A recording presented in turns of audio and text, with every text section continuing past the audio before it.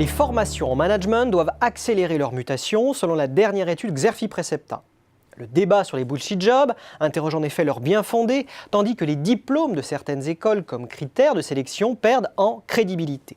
En France, 59% des employeurs estiment déjà aujourd'hui que le diplôme n'est pas un critère de sélection essentiel selon une étude de Pôle emploi. Il y a aussi la robotisation des tâches au niveau des métiers, y compris d'emplois très qualifiés, suite aux avancées en matière d'intelligence artificielle qui obligent à redéfinir le contenu des formations et à mieux enseigner les soft skills. D'autres facteurs de mutation appellent des réponses appropriées. Il y a bien sûr la dilution de la valeur des diplômes avec l'explosion des admissions parallèles. Il y a aussi l'intensification de la compétition internationale, en particulier avec les écoles chinoises. Le rééquilibrage de la politique économique de Pékin vers le marché domestique, tout comme la volonté des autorités de cultiver leur indépendance vis-à-vis de l'extérieur, va sans doute inciter les étudiants chinois à préférer les business schools du pays. Une évolution qui compliquerait au passage l'équation financière des établissements français où 20% des étudiants étrangers viennent de Chine.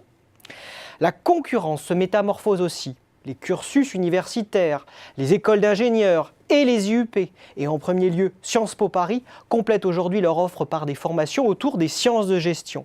Les EdTech, les startups du monde de l'éducation, structurent peu à peu une offre low cost pour se faire une place dans le jeu concurrentiel et bousculer les écoles à faible notoriété.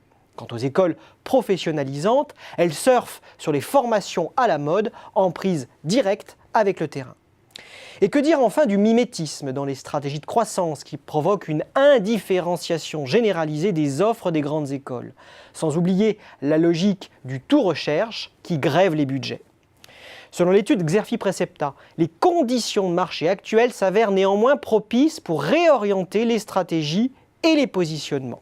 Outre l'effet porteur du baby-boom des années 2000 sur les effectifs étudiants, le statut d'ESC augure une professionnalisation accrue de la gouvernance des écoles consulaires, avec à la clé une gestion plus stricte des coûts et un ajustement de l'offre.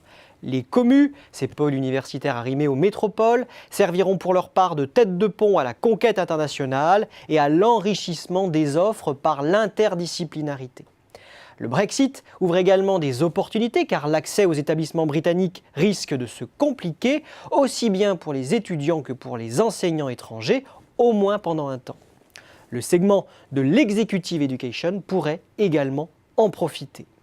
Alors oui, le modèle de croissance des écoles est dans une impasse. Oui, les formations doivent se métamorphoser pour mieux répondre aux besoins concrets des entreprises.